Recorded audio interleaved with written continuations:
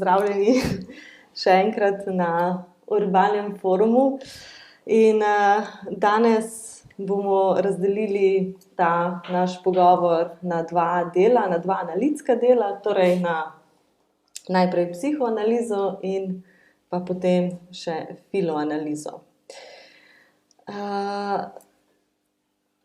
Če začnemo z tem, kaj je psihoanaliza, o tem smo se že dosti pogovarjali skozi ta naša druženja. Predvsem pa danes bi rada postavila psihoanalizo v nek okvir še drugih ved, ki preučujejo oziroma nekako pripomorejo k razumevanju človeškega bitja. Torej, kot nek začetek, neko začetno točko bi postavila predvsem psihoanalizo, ki ni veda oziroma ni terapija, oziroma psihoanaliza ne zdravi. Ne zdravi, ne fizičnih, pa tudi ne psihičnih tegob, kot je verjetno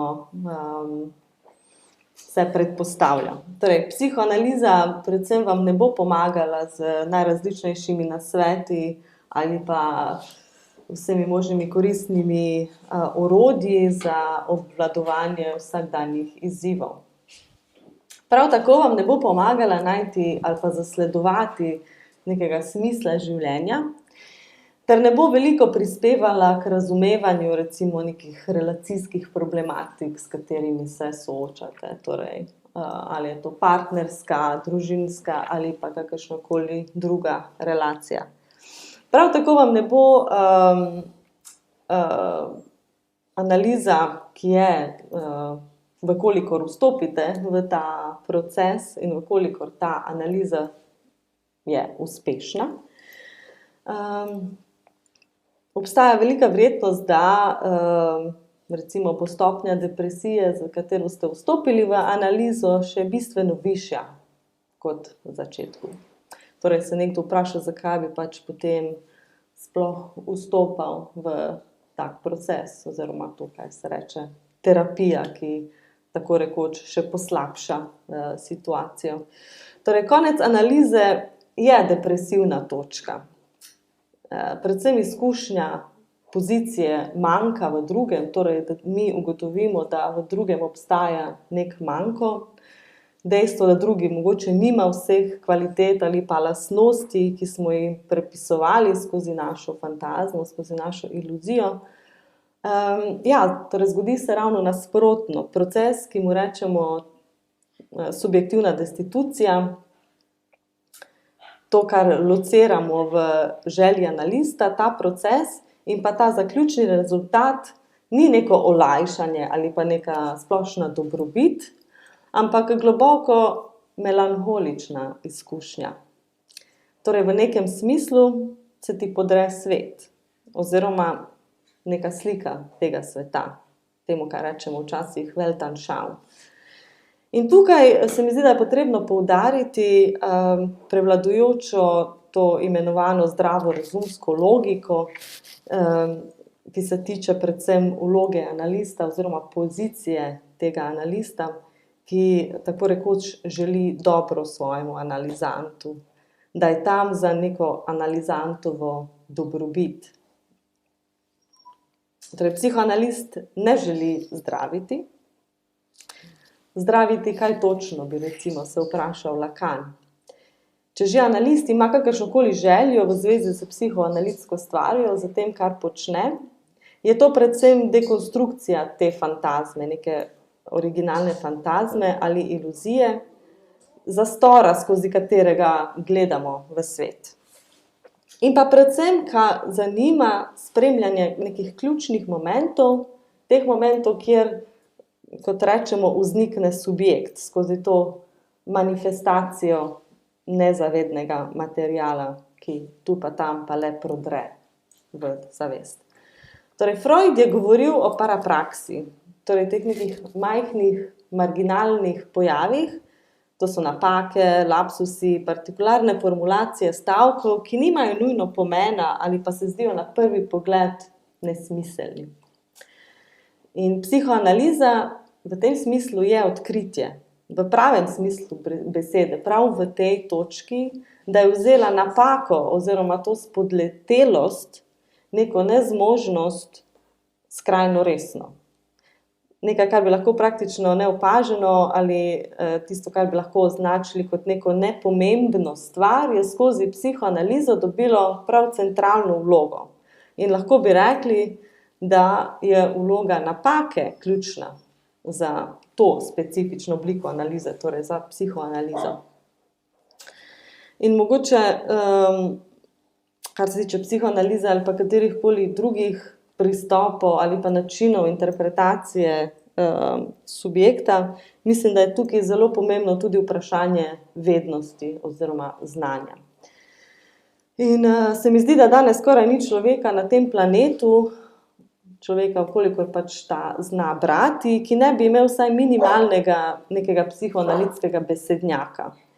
Vsi, ali pa skoraj vsi smo že slišali besedo, kot je superego, nezavedno, histerija, obrambni mehanizmi, kot so recimo zanikanje ali utajitev, beseda transfer ali pa Oidipov kompleks in tako dalje.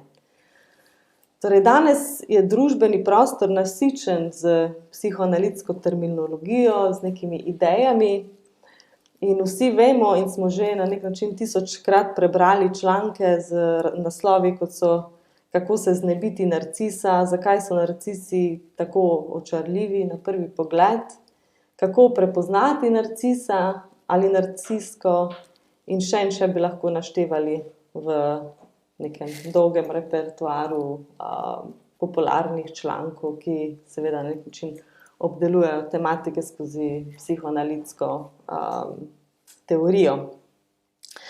Ampak je tudi res, da smo daleč od časa Freuda, ko je psihoanaliza bila le neka obskurna kvazi veda, nek jezik, ki ga je govorila le peščica izbranih.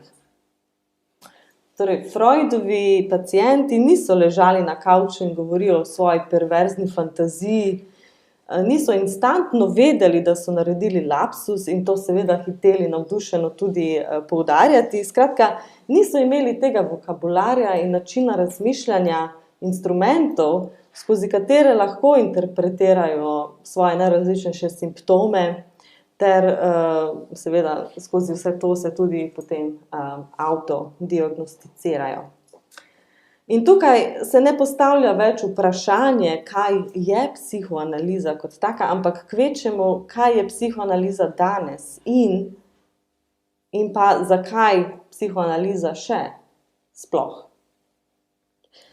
In konec koncev to, kar počnemo danes tukaj, ko smo zbrani, je del tega procesa odkrivanja psihoanalize v nekem širšem družbenem kontekstu, ampak obenem tudi poteka še en drug proces, torej neka demistifikacija te ezoterične vede. In kot že nekaj mesecev ob teh druženjih, medtem ko govorimo o psihoanalizi skozi najrazličnejše tematike, ko govorimo tudi o mojem doktorskem raziskovanju, ki ga vodi prav to vprašanje, namreč kakšno pozicijo ima vednost v psihoanalitskem procesu, torej znanje ali pa vednost kot nek konstrukt, ki pa tudi gre skozi ta psihoanalitski proces oziroma je del tega prostora. In kaj se zgodi recimo, ko analizant, ki pride na analizo, ima skoraj toliko te teoretske vede oziroma vednosti kot psihoanalist sam, recimo, ne. In ali to dejstvo mogoče podkopava sam psihoanalitski proces? Ali to pomeni mogoče, da transfer, ki naj bi bil tisti mehanizem, ki požene potem celotno stvar, ne deluje ali pa deluje mogoče na kakšen drugačen način? Zdaj, če smo že pri transferju, recimo en klasični primer transferja je recimo projekcija občutkov ljubezni v analitika ali neka fantazija, da analitik ima posebne sposobnosti ali pa znanje, s katerim bo seveda pomagal rešiti analizantove konflikte in različne simptome oziroma te simptomatske formacije. In danes, kot opažamo, analizant ni več tako naiven, oziroma, če tako rečemo, analizant dobro ve, da temu ni tako. Torej, pride v ta proces z neko vednostjo, zavedanjem, da analitik nima te neke posebne pozicije. Torej, pride na analizo in ve, da se ne bo zgodil nek magičen trenutek razsvetlitve. In spet se poraja vprašanje, torej, zakaj sploh hoditi na analizo, če vse že dobro vemo? Zakaj prihajati vsak teden z nekim tujcem, sedeti in mu plačevati za njegov posluh? In mogoče ravno tukaj tiči odgovor na to, torej, da je danes ta redka situacija, ki pa ni tako zelo samoumevna in banalna, da dejansko nekdo tam je zate ob tej določeni uri in te dejansko posluša. Tistih 30 ali 45 minut je praktično izključno tvojih in tudi ta prostor je absolutno tvoj, kjer lahko rečeš vse, kjer lahko, oziroma je tudi zaželeno, da rečeš vse, kar ti dejansko pride na pamet, brez neke cenzure. In vprašanje, ali smo sploh še zmožni delovati na tak način, recimo, ali smo zmožni govoriti o sramu ter dogodkih, občutkih ali mislih, ki provocirajo strogo prepoved in samokritiko, seveda, ki sledi. Ali pa tudi obratno, ali smo sposobni poslušati drugega, ki nam zaupa najbolj boleče ali pa sram vzbujajoče resnice, brez da se zatečemo takoj k svetovanju ali pa tolaženju, ali kar je najhuje od vsega, recimo obsojanju. Torej, psihoanaliza kot neka veda, kot neka teorija in pa tudi praksa je kontroverzna. V svojem jedru je konfliktualna teorija, kar pomeni, da je teorija in pa praksa, ki generira in spodbuja konflikte. Je konfliktna, vkolikor je seveda predmet njene raziskave, objekt, ki ga obravnava, ravno ta konflikt, ta primarni konflikt ali tisti, ki generira vse nadaljnje konflikte. In ta osnovni konflikt je nezavedno kot tako. In v svetu, kjer prevladuje, recimo, bomo rekli, nek demokratični pritisk in princip, je konflikt bil nekako potisnjen ali pa potlačen, lahko bi rekli tudi delegiran na tradicionalno nedemokratične ureditve, mogoče recimo v tem primeru lahko rečemo Bližnji vzhod. In če malo poenostavimo, kaj počne točno psihoanaliza, je ravno to, da intervenira na mesto tega originalnega konflikta in ga postavi potem na svoje mesto, na centralno pozicijo, ki ga tako rekoč vrne in obravnava kot formacijo nezavednega. Torej, konflikt kot tak ni nekje zunaj, onkraj, v drugem in tako dalje, ampak v samem nezavednem. Kar mogoče se razlikuje ali pa je zelo oddaljeno od drugih principov, ki probleme individuuma recimo locirajo v posamezniku, v smislu, da je vsak kriv za to, da je nesrečen, oziroma da vsak nosi to odgovornost za, ne vem, patologijo, nesrečo in tako dalje. Torej, to je neoliberalna ideologija, ki se je naselila skoraj vse te tako rekoč imenovane psi prakse, torej prakse psihologije, prakse, ki obravnavajo človekovo psiho, vključno tudi seveda z psihoanalizo, ni imuna na ta proces.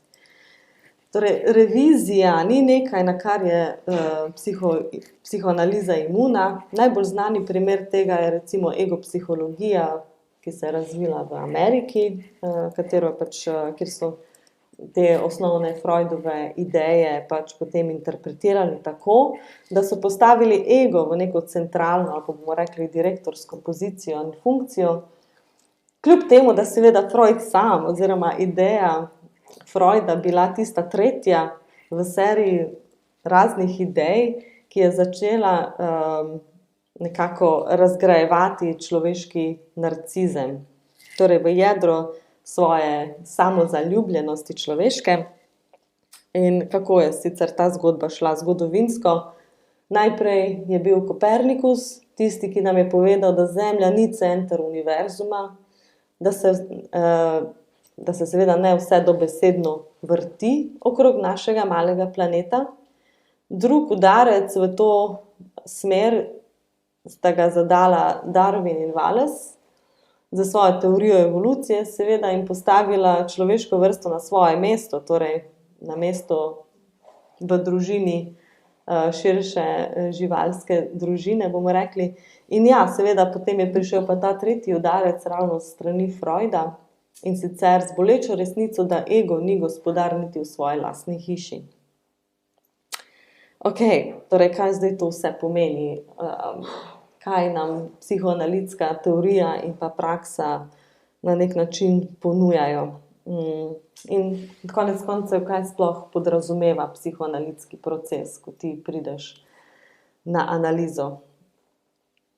In Lacan pravi, il n'y a de cause que de ce qui cloche. In v slovenščini bi to nekako bilo prevedeno, torej ni kauze, razen tiste ali tistega, kar ne deluje. Torej predmet psihoanalize je predvsem tisto, kar ne deluje. In ta proces, torej psihoanalitski, čist plastično se odvija med dvema osebama. Eden je v vlogi analitika, drugi pa je analizant. In nekako se te dve besedi ali pa te dve vlogi pogosto interpretirata po ključu, da je analitik analizira in analizant je tisti, ki je analiziran. Ampak temu ni točno tako. Namreč analizant je tisti, ki dejansko dela, ki nekaj producira. Je tisti, ki govori in v neki idealni situaciji tudi sliši tisto, kar pove, kar ni vedno samoumevno. In seveda tisti, ki pozorno posluša, je pač analitik. In to je tudi vse, kar počne. Občasno ponovi kakšno besedo, kakšno formulacijo, ki jo analizant proizvede, ali pa mogoče postavi kakšno vprašanje. Ideja pa je predvsem ta, da si analizant začne zastavljati vprašanja, da torej sam začne na nek način poganjati ta proces. Torej ni toliko poanta v tem, da na ta vprašanja mora iskati odgovor, poanta je bolj v tem povezovanju na različnejših tematik, ki se pojavljajo v samem psihoanalitskem procesu, in pa pozorno seveda na izgovorjavi, torej zakaj mogoče analizant uporabi ravno to besedo in ne katerekoli druge besede. Ne? In zanimivo je tudi to, da velikokrat se zgodi, da se v eni seansi ali pa v neki seriji seans pojavi isti ta označevalec ali ista ta beseda večkrat v različnih kontekstih. Torej, ena beseda, kot da ta beseda na nek način poganja več različnih procesov, ki pa se mogoče povezujejo. To ne vem. Nekaj pa vemo, to pa je to, da se tisto, kar se ponavlja, je vsekakor simptom. Tisto, kar deluje ali pa v tem primeru ne deluje več. Torej, zakaj ljudje hodijo recimo na terapije ali pa včasih tudi zaidejo v psihoanalizo? In da se vrnemo spet nazaj na Lacanov citat, zakaj? Zato, ker je tam nekaj, kar ne deluje, oziroma nekaj, kar se ne izide. In to ne pomeni seveda, da potem pač moramo najti nekaj, kar deluje, ali nekako razrešiti te antagonizme, te konflikte, ki so večinoma predmet problema, ki ga posameznik prinese na analizo. In mogoče bi to najbolj ponazorili prav za to razliko, kako različne discipline obravnavajo to situacijo. Recimo ena razlika med psihoterapijo in psihoanalizo oziroma mogoče na kakšen način te dve disciplini gledata na konflikt ali pa na simptom, se radikalno razlikuje prav v nekem ključnem filozofskem načelu svobode.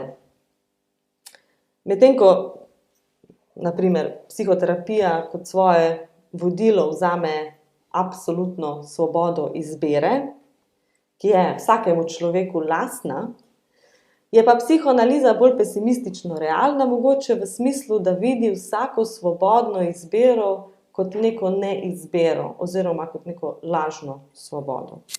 Torej, za psihoterapijo velja, da vsak simptom, naj bo to depresija, anksioznost, fobija, obsesivno-kompulzivne motnje ali karkoli drugega, so pojavi, ki se jih da enostavno odpraviti, če imaš pravilne pristope, dovolj dobrih orodij in nekako potem seveda te nezaželjene kvalitete nadomestiš z tistimi, ki so pa zaželjene. Sicer kako ugotoviš to, kar je zaželjeno, je še spet čisto drugo vprašanje.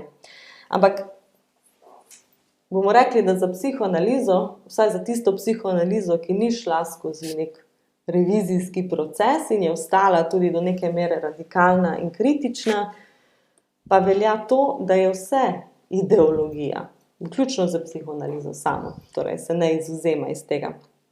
In za psihoanalizo velja, da je subjekt produkt ene strukture in ta struktura, pravilno ste ugotovili, je nezavedno. Torej, že v štartu lahko vidimo, da smo radikalno nesvobodni, vkolikor imamo to nezavedno strukturo, ki proizvaja našo subjektivnost z vsemi simptomi in z vsemi možnimi idiosinkratičnimi potezami, ki nas potem definirajo. In zato pa vsa današnja ideologija, recimo te pozitivne psihologije, ki jo opažamo, najrazličnejših priročnikov za dobro, srečno, zdravo in uspešno življenje, je ne samo, da ne dopuščajo prostora za neko negativnost, ki pa je seveda inherentna dimenzija govorečega bitja, torej to je že en problem sam zase, prav tako pa ustvarjajo depresivnega subjekta in družbo, ki ne prenese več konflikta. Torej, predominantna hegemonija sreče danes, ki pač je vse posod prisotna, ustvarja paralizo mišljenja. Mišljenja sebe, predvsem pa mišljenja sveta in pa neke prihodnosti. In ker danes generalno gledano imamo opravka z, lahko bi rekli, neko atrofijo miselnega procesa, imamo kopico odgovorov na vprašanja, recimo, ki si jih dejansko tudi nikoli nismo zastavili, pa postaja vedno bolj ključnega pomena prav ta sposobnost zastavljanja vprašanja. In ker tudi vemo, da ni vsako vprašanje pravo vprašanje, bi pa na tej točki spet vidimo neko pomembno vlogo ravno filozofske tradicije, ki je pač zelo znana v zastavljanju vprašanj, ki pa je seveda danes v totalnem zatonu. Torej, današnji svet, ki je preplavljen z vsemi možnimi informacijami in odgovori na praktično vse, z produkti in rešitvami, praktično ne potrebuje več filozofov, te kategorije ljudi, ki samo nekaj komplicira, filozofira in postavlja kopico nekih vprašanj, teh vprašanj, ki mogoče motijo gladko funkcioniranje in cirkuliranje kapitala. Torej, za zaključek, zakaj pa danes bolj kot kadarkoli prej imamo dolžnost zastavljati vprašanja? Zakaj je naš obstoj kot subjekti pravzaprav odvisen od vprašanja kot te elementarne forme upora, vprašanja kot protesta na konec koncev? In o tem nam bo mogoče malo več povedala Magdalena. Najlepša hvala, Doroteja. Lepo pozdravljeni tudi z moje strani. Absolutno sem zelo vesela, da sem tu danes, ker tudi je zdaj tole priložnost, da ampak definitivno v najinem primeru, da prvič spregovorimo o filoanalizi. In je to zdaj odlična priložnost tudi v tem smislu, da testiramo eno idejo, in mogoče z vašim mnenjem, z vašim komentarjem, vašim vprašanjem bomo nekako dobili nek občutek, kaj naj bi filoanaliza bila. Dejansko to, kar je Doroteja povedala za psihoanalizo, smo danes vsi slišali. In Doroteja nam je zdaj naredila zelo dober jedrnat povzetek psihoanalitskega delovanja. Ampak njena predstavitev tukaj pomaga tudi zaradi poskusa lociranja, kaj pa bi bila filoanaliza. Natanko v tem smislu, da mi je dala neko referenco, v odnosu na katero bi se zdaj jaz pozicionirala. In mogoče tudi povedala, zakaj filoanaliza ni psihoanaliza. Torej, kaj ta dva prefiksa psihofilo prinašata oziroma kakšna je razlika tukaj na delu. Torej, v tej razliki do psihoanalize mogoče bomo tudi ugotovili, kaj je filoanaliza. Zdaj, filoanaliza na nek način obstaja in ne obstaja. Ne obstaja v tem smislu, da je mogoče danes dejansko ena taka prva javna predstavitev filoanalize. To pa, da vseeno kljub temu obstaja, to nekako trdim na podlagi ene predpostavke, da mogoče vsi vi imate nek občutek, kaj naj bi filoanaliza pravzaprav bila. Zdaj, filoanaliza sigurno ni, in tukaj nisem danes tle, zato da bi vam ponujala neko metodologijo branja filozofskih knjig in besedil. Torej, ne gre v tem smislu za neko filozofsko analizo. Gre za nekaj drugega. In jaz mislim, da tukaj nekje mogoče pravilno lociram vaše pričakovanje, ker se mi zdi, da že v sami tej besedi filoanaliza obstajajo pač vaše izkušnje, ki ste jih definitivno doživeli. Mogoče samo to nismo na ta način imenovali. Torej, filoanalizo na nek način počnemo, čeprav, kot pravim, nam mogoče manjka ta konceptualna utemeljitev. In to bomo zdaj poskušali nekako skupaj narediti. Najprej sama ta beseda, filoanaliza. Torej, imamo ta prefiks filo in ta filo nas absolutno spominja na filozofijo, ampak tudi ta filo se lahko poveže z grško besedo phileo, ki pomeni ljubiti. In zdaj, če nekako razčlenite besedo filozofija, dobite to phileo, in sofija, ki pomeni modrost. In to pomeni, da na nek način filozofija pomeni ljubezen do modrosti, ljubiti samo modrost, neka pot k modrosti. Meni se zdi, da je to zelo pomemben nek začetek našega tukaj zdaj potencialnega pogovarjanja, ker je tudi to bila moja prva izkušnja s filozofijo. Torej, sama sem pač formalno doktor filozofije, čeprav na podlagi naše institucije mislim, da se temu reče doktor znanosti, ampak s filozofijo se ukvarjam od srednje šole in ta podatek je nekaj pomemben, oziroma tudi sem se ga zapomnila zaradi tega, ker so ga konstituirale zelo specifične okoliščine. Namreč, ko sem prvič slišala sploh za poklic filozofa, je bilo v srednji šoli, ko sem se pogovarjala s kolegico in je ona povedala, da želi biti filozofinja. Jaz sem rekla, da želim biti odvetnica in sem jo vprašala, kaj filozofija je, torej kaj bo ona točno počela s tem poklicem. In je ona na to odgovorila, pač pa filozofija je to, ko malo razmišljaš o kosmosu, malo tako v smislu življenja. Imala je točno to neko gestikulacijo, kot da je nekako te planete v kosmosu nekako locirala. In je moja reakcija, seveda nisem to pokazala, ampak je bila tako, kva je to, mislim, kakšne so to neumnosti, kakšne planete in smisel življenja in tako naprej. Ironija je ta, da je ona na koncu postala odvetnica, jaz pa filozof.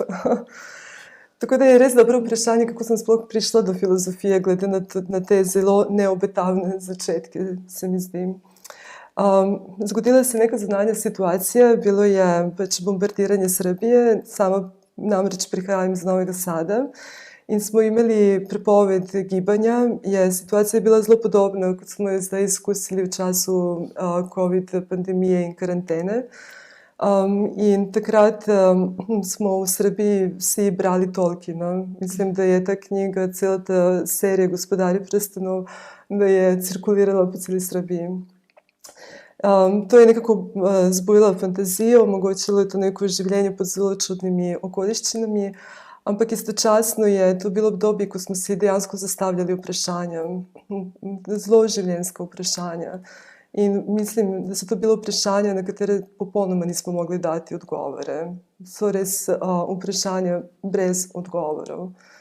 In mogoče, da naredim eno malo digresijo, Immanuel Kant, filozof iz 18. stoletja in tudi predstavnik nemškega idealizma, je dal posebno pozornost na ideje, ki jih imamo, ki si jih nekako zastavljamo, neko vprašanje v zvezi s temi idejami, a na katere vseeno nekako ne moremo odgovoriti. In mislim, da vsi poznate takšno vprašanje.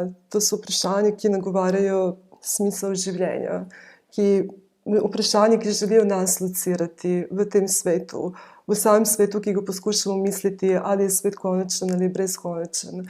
Vprašanje o obstoju neke višje instance, ali Bog obstaja ali ne obstaja. Potem tudi seveda ta vprašanja, ali sploh imamo to nekaj, to neko stvar, za katero se je vredno boriti.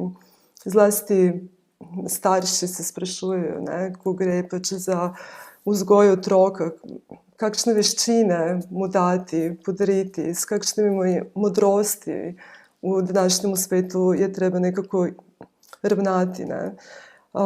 In seveda pač tudi tako vprašanje vrednosti, vrednosti do sebe in do drugih, ki jih mogoče najboljše začutimo, ko se sprašujemo, kdaj dovolimo, da nas drugi ponižujejo, kdaj ustaviti ta proces poniževanja, torej kako si zadati to vrednost sebi, drugemu, svetu.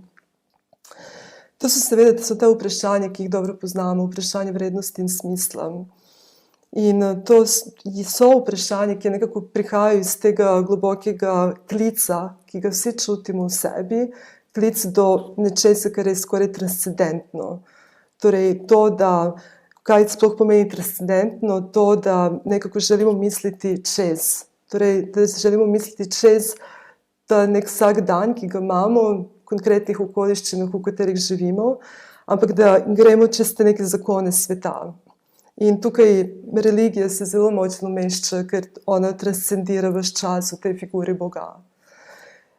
Seveda pač imamo cel ta razpon vprašanj, ki privlačijo naš ampak tisti ki želi transcendirati, ki želi iti čez, ki si želi zastaviti to eno vprašanje več. In na takih vprašanjih seveda pač težko damo nek enoznačni odgovor. Kant je dobesedno potem zatrdil, da je v naravi našega da se zastavlja taka vprašanja, kljub temu, da na ta vprašanja ne more odgovoriti. Zdaj, Kant je bil predstavnik ene cele struje mišljenja, ki je želela postaviti filozofijo kot znanstveno vedo. Znanstveno ne na način, ko danes razumemo znanost, ampak znanstveno v smislu, da se podreja principu občosti in nujnosti. In so želeli, da je filozofija ta znanost. Ker je pomenilo, da ne moreš kar pustiti da blodi nekam. Torej, treba mu dati te neke omejitve glede takih idej. In je Kant v tem smislu sestavil, napisal orjaško kritiko čistega Torej, dal je principe, kako na nek način držati na nivoju neke izkušnje, ne pa da transcendira in da gre onkraj v neko dogmatiko. Če se zdaj vrnem na svojo izkušnjo, torej v času bombardiranja, v tem času, ko sem imela vsa ta vprašanja in ne odgovorov, se je zgodila ta neka zanimiva situacija. Sem v bratovi sobi naletela na knjigo oziroma učbenik filozofije. On je starejši od mene, tako da je takrat bil letnik, ko so na gimnaziji pač imeli filozofijo. In sem malo pač jo odprla, želela sem videti zdaj še enkrat, kaj ta filozofija sploh je. In že s prvim stavkom sem dejansko bila kupljena. Natanko to je ta stavek, ki sem ga na začetku rekla, kaj filozofija je. Filozofija, torej ljubezen do modrosti, ljubiti to modrost. In tisto, kar me je fasciniralo v tem, je pravzaprav to, da na nek način se najavlja pot k modrosti, ne pa sama modrost. Torej, filozofija ni ta modrost, ampak obstaja dobesedno legitimna disciplina, ki reče, ti kar išči, niti treba priti tam, ampak že v sami tej poti, v tej ljubezni zadostuje. To je tisto, kar rabiš. In to natanko, da ti nekdo ne ponuja tih odgovorov, ampak te spodbuja, da greš zastavljati ta vprašanja, to je tisto, kar me takrat zelo in psihično in umsko in čustveno pomirilo. Torej, da je to legitimno. In zdi se mi, da v tem smislu pač nekako tudi lahko pripeljemo tudi to idejo in filoanalize, torej, da se sprašujemo, kaj počnemo, kaj lahko upamo, kot pravi tudi Kant. In spet imamo ta filio, to ljubezen, in tokrat nimamo sofijo, ampak imamo analizo. Torej, imamo zdaj povezovanje te dve besede. In zdaj, če greste raziskovati, kaj analiza kot taka pomeni, sama ta beseda analiza prihaja iz grške besede analizis, ki pomeni razrešitev oziroma razvezo, neko osvoboditev, odrešenje. In spet, torej s filoanalizo na nek način s tem ljubljenjem se nečesa osvobajamo oziroma nekaj razrešujemo. In kaj je to, kar razrešujemo? No, moj prvi odgovor, torej brez tega, da bi šli v neko krščansko religiozno misel, je natanko to, da to, kar želimo razrešiti, to, kar želimo osvoboditi, je pravzaprav misel. Torej, tukaj smo, na terenu mišljenja, na terenu totalne zmožnosti misliti. In je moja absolutna predpostavka z vsem, kar sem, in strokovno in osebno, je ta aksiom, da smo vsi misleča bitja. Da je mogoče to tisto, kar nas mogoče še najbolj določi. In v tem ničesar ni romantičnega. Mislim, misliti je zelo nasilna stvar. Mišljenje kot tako je nasilje. Ampak v tem je nekaj, ko enkrat začnete misliti na ravni mišljenja, ful enih stvari, enih zagad postanejo, kako bi rekla, locirane in mogoče s tem tudi dobivamo neke ključe, kako misliti te zagate. Namreč tudi je filozof in sociolog Silvian Lazarus rekel, da vsi ljudje mislijo. Torej, nisem na nek način osamljena v tej ideji. In ko želite locirati mišljenje, lahko se poslužimo tudi s Freudom, ker natanko Freud je recimo povedal, da so sanje oblika, forma misli. Ena zelo specifična forma misli. Ampak ne samo to. Sama sem recimo dolgo časa raziskovala shizofrenijo in različne oblike psihoze. In tisto, kar sem ugotovila iz tega raziskovanja, je, da tukaj ne gre za nič iracionalnega. Tukaj ne gre za nek umik mišljenja, ampak je prav obratno. Gre za totalno produkcijo mišljenja. Torej, psihotična oseba ima izjemno razvito logiko. Lahko rečemo, da gre za situacijo, v kateri sama logika bohoti, mislim, se množi, je toliko vse perfektno, da ta psihotična oseba si lahko izgradi cel svet iz svojih misli, ki so zelo, zelo, kako bi rekla, logično razporejene. Moment in zlom, ki se zgodi sa psihozo, ne prihaja iz zunanjosti, da bi nekdo rekel tej psihotični osebi, ti si pač nor. Ne, do zloma pride, ko njegova lastna kombinacija, logiška kombinacija, ki jo ustvari, ne deluje, ko se tam zgodi nek klik, ko se ta mozaik na nek način komu spodleti. In takrat ta svet misli se pač eksplodira in se njemu pač zgodi ta psihični zlom. Ampak ne samo v tako ekstremnih primerih najdemo misli, najdemo jih tudi v besedi, ki je danes mogoče najbolj popularna in najbolj hvaljena beseda, a to je travma. Torej, travma je spet eno tako čisto stanje udora. Na nek način sama travma spet, mislim, izhaja iz grške besede, ki pomeni poškodbo, rano, oziroma iz besede troma in tro, ki pomeni prelukniti, torej raniti, poškodovati. In ko zdaj spet prevedete to na nivo mišljenja, to pomeni, da se vama zgodi travma, ko vas nekaj preluknja, ko se zgodi ta luknja nekega sistema, ki vašemu mislenemu sistemu ne ustreza. In ta prva reakcija je v principu, da vaša čustvenost na to reagira, biva poškodovana, preden je sploh prišlo do neke refleksije, kaj se je točno zgodilo. Ampak tudi ta čustva, to niso samo neka tamo druga stvar od mišljenja, ampak to je tudi misel, ki je nereflektirana misel. To je teorija, na kateri jaz slonim. Torej, da sama čustva so na nek način afektirane misli, ki jih nismo doživeli kot misli. Niso se razvile, da jih ozavestimo kot misli in pač reagiramo v tem smislu samo čustveno.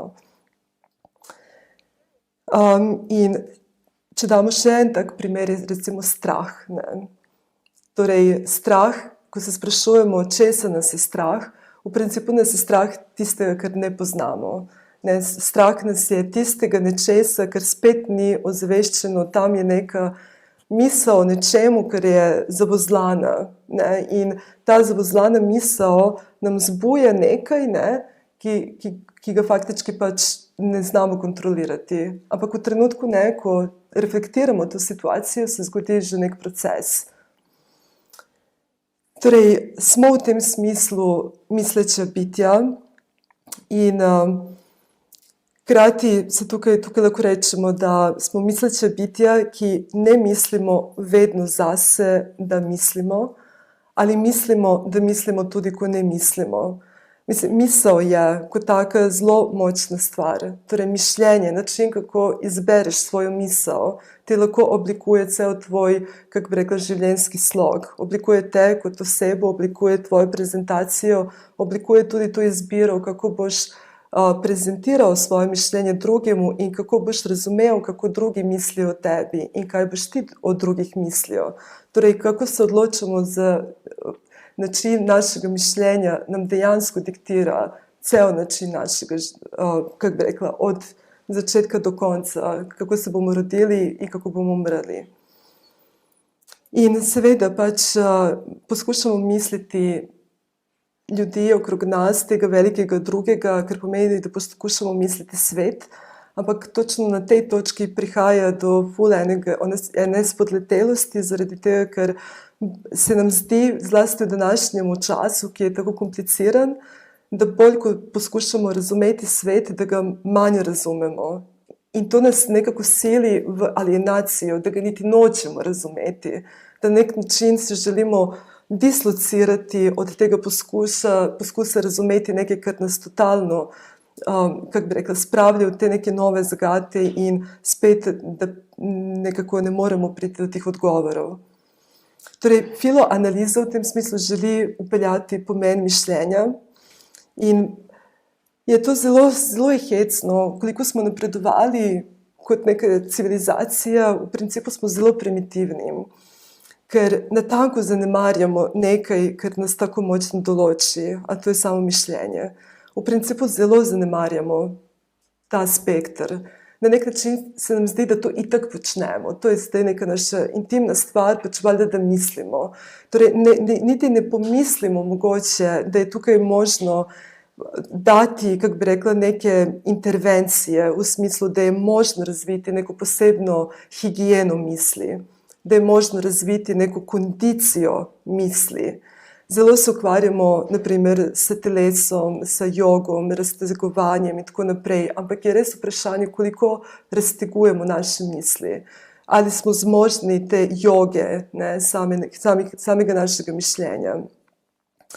In ko začnete v principu razmišljati o mišljenju, ko začnete dejansko te stvari misliti resno, potem boste ugotovili, da pravzaprav je zelo težko oblikovati in formirati mišljenje, zaradi tega, ker dejansko imamo že sami po svoji konstituciji ful enih imaginarnih slikic, ful ponavljamo neke fraze, ki smo jih slišali od drugih, niti se ne zavedamo, koliko močno ponavljamo ali tuje besede ali svoje lastne besede, ne da bi nekaj spremenili posebej v tem. In da ne govorim o tem, pač, da imamo zelo veliko mnenja. Mnenje pa ni mišljenje. Mnenje je deformacija mišljenja. Mnenje je nekaj, kar v principu začne sa poskusom mišljenja, ampak se v tem procesu stavi in se preprosto naredi krajša pot, prideš do sklepa, brez da bi stvari dejansko premislil, argumentiral, artikuliral in tako naprej. In natanko skozi ta proces mnenj mi danes komuniciramo večino časa. In to je zelo problematično. Hkrati ni samo neka krivda v nama, ne gre zdaj za to, da se tukaj želi reči, leni smo, nočemo se potruditi. Gre tudi absolutno za družbeni čas in za družbeni prostor, ki, kako bi rekla, ne bi trdila, da je to samo v današnjem času, mislim, da je to bilo tudi v preteklosti. V principu se ne ustvarja prostor mišljenja. Vi boste zelo redko našli priložnost in da bi bili prisiljeni misliti. Tudi ko mi imamo javno predavanje, to še vedno ne pomeni, da mi v tem trenutku mislimo. Mi pripravimo nekaj na podlagi mogoče nekih citatov, danes uporabljamo različne metode, tudi, ne vem, artificial intelligence, ne vem kaj vse. Tako da tudi to predstavitev v javnosti še vedno ne pomeni, da ti pristopiš iz procesa mišljenja. Da ne govorim o tem, da nimate take priložnosti, recimo, da niste v tem smislu po poklicu v povezavi z akademsko sfero. In to pomeni, da kje boste pravzaprav dobili priložnost mišljenja? V kafani, sa prijateljico, sa družino, obstaja dobra priložnost, ampak še vedno ne pomeni, da boste do tega prišli. Ker smo v času, v katerem več niti časa ni. In vi imate določeni čas srečevanja z neko osebo in pogovarjanja. In v tem pogovarjanju običajno prihaja do te razmene informacij, razmene čustev in takih reči in mnenj. Ne? Ampak da bi dejansko zdaj, pa lahko so to zelo, kako bi rekla, kvalitetni pogovori. To ni spraševanje tukaj o tem, ali se mi znamo med sabo pogovarjati ali ne. Bolje je vprašanje, ali mi v teh pogovorih sprožimo te procese mišljenja. In za te procese je potreben nek določen čas in je potreben tudi ta nek drugi, ki te zelo angažirano posluša. In zelo angažirano te naslavlja s tvojim procesom. In zdaj tukaj lahko pridemo do, kako bi rekla, do te glavne razlike med recimo filo in psihoanalizo, kot je Doroteja prej izpostavila. V psihoanalitski situaciji, v kliniki, analizant govori, analitik posluša. V filoanalizi mora biti natanko to, da v tem pogovoru, ki ga imata v principu dve osebi, in to je filozof in oseba, ki želi govoriti s filozofom, je torej filozof v situaciji in na prizorišču, kjer on mora govoriti tudi. Torej dejansko se mora vzpostaviti pogovor.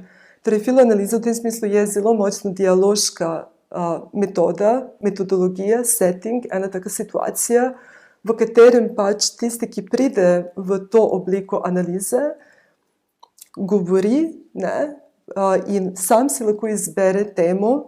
Na filozofu pa je, da prebije vse te ravni imaginarnega, neozaveščenega in nivo mnenja, da bi prišlo do tega procesa samega mišljenja. Zdaj, zakaj se to pač početi? V današnjem času smo zainteresirani samo za stvari, ki nas potencialno peljejo v neko zdravljenje. Če imamo neko travmo, da se lahko tega rešimo, če imamo težave z družino, da lahko to nekako oblikujemo, da želimo biti bolj funkcionalni v družbi in tako naprej. Jaz sama pa, če želim zelo močno se upirati tej ideologiji tega, da nekaj mora biti narobe, da bi nekaj naredili. Torej, v tem smislu ne bi želela izenačiti ali predlagati idejo, da je filoanaliza potencialna terapija. Mislim, da absolutno je v priložnosti, da s procesom raziskovanja mišljenja, da se ful enih stvari oblikuje pri samemu temu, ki sodeluje v tem procesu, ker gre za zelo en formativni proces in za subjektivizacijo. Zakaj? Zaradi tega, ker že v trenutku, ko imaš nekoga nasproti sebe, ki tebe angažirano posluša, si ti prisiljen artikulirati stavek. Torej ta stavek mora imeti glavo in rep. Zato, ker ti je v interesu, da te drugi sliši in razume. Torej moraš se artikulirati, ker pomeni, moraš se, že tukaj začenja ta proces formacije.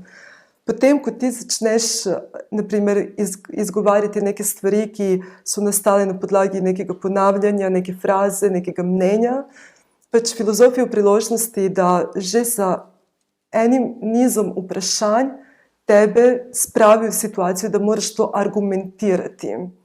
Jaz kot filozof, ki se s tabo pogovarjam, želim biti prepričana v tvoje stališče, ampak ti mi moraš pomagati v tem. Ker pomeni, da bom zelo angažirano te spraševala in preverjala, kaj stoji v ozadju. Naprimer, še zlasti, če je to neka situacija, v katerem recimo dejansko ali ne razumem, ali mogoče ne delim ta pogled, sem pripravljen v tem smislu spremeniti svoj pogled, če me v to prepričaš. In to pomeni, ne, da ta oseba pač mora vložiti en poseben napor in sebe mogoče prvič doživeti v eni eksistencialni situaciji, ki je nikoli prej ni začutijo. Ker se gre globlje in globlje. In tukaj zdaj pridemo do te spekulativnosti uma, ki jo absolutno vsi imamo. Jaz sem to videla neštetokrat. Pogovarjala sem se z ljudmi, absolutno je bilo vseeno, kaj so po klicu, spolu, starosti, popolnoma je vseeno. Vedno sem videla eno stvar, a to je, da obstaja ta gon pri človeku po razmišljanju, če ga na to izprovociraš. Sama, naprimer, ne vem, ko sem bila v situacijah, ne vem, da se po noči vozim s taksijem in zdaj ti taksisti pač znajo biti taki in drugačni. Nekateri so poskušali v nekem takim bolj perverznem diskursu te nagovoriti. In pač moj način, kako sem se izvlekla iz takih situacij, je bilo to, da jih nagovorim na to, da mi povejo neko njihovo mnenje o neki stvari. In ko jih nagovoriš na to, torej katerega takoli človeka, takoj se spremeni situacija, on več neha razmišljati o tem, kako bo duhovit do mene in ne vem kaj, ampak bo dejansko poskušal odgovoriti na moje vprašanje. In bolj kot sem jaz ustrajala, bolj se je ta gon razvijal. In on je do konca poti postal, tako rekoč, politik. Ne? Mislim, je absolutno dejal cele svoje analize. Totalno pozabil svoj ta začetni impuls s to neko provokacijo, šovinistično in tako naprej. In tukaj je pač ful enih momentov, ne, ker jaz tudi recimo, ko sem se pogovarjala z različnimi ljudmi, ki tudi naprimer se ne spoznajo na filozofijo, sem opazila, da s tem, ne, da se nekako med sabo provociramo na pozitiven način, da ko so oni meni govorili neke stvari, sem jaz dobivala asociacije na določene filozofske koncepte in teorije, ki sem jih delila z njima, in sem videla, koliko to ima neke teže. To absolutno deluje na drugega, želi razumeti potem, kaj ta koncept je. Se mu zdi čisto drugače, ko on sliši, naprimer od mene, ta stavek. Glej, mislim, Aristotel je tudi to rekel, da najprej moraš, ne vem, poskrbeti za materialno in potem v te neki zrelosti, recimo 40 in plus, ne, se razvija ta zrelost misli, da recimo lahko se začneš ukvarjati s filozofijo. In na to se ljudje znajo odzvati in hkrati dobijo neko vsebino, ki jo želijo potem misliti naprej. In je v tem smislu zelo, kot pravim, en tak vzajemen proces. Zato se mi zdi, da je tukaj tudi zelo močno pač ene emancipatoričnosti na delu. In če lahko to govorimo kot o neki, ne vem, terapiji, bi verjetno uporabila samo ta zelo če govorimo o neki filozofski terapiji, bi to razumevala na način, kot terapija izvirno pomeni, da si ti v principu službenik nekomu. In torej v tem smislu sem jaz kot filozof v službi nekomu, ne v imenu pač razvijanja tega mišljenja. Tako da ja, evo, jaz sem vam v principu samo to nekako želela povedati in s Dorotejo smo nekako prišle do te ideje o pomembnosti filoanalize tudi zaradi tega, ker je sama Doroteja, se mi zdi, pač imela priložnost, da že v svojih seansah opaziti, da dejansko pač prihajajo ljudje željni spraševanja po svetu in željni razmišljanja o svetu. Tako da ne samo, da je tukaj psihoanaliza ena pot, ampak je tudi filoanaliza definitivno ena taka pot. Tako da najlepša hvala.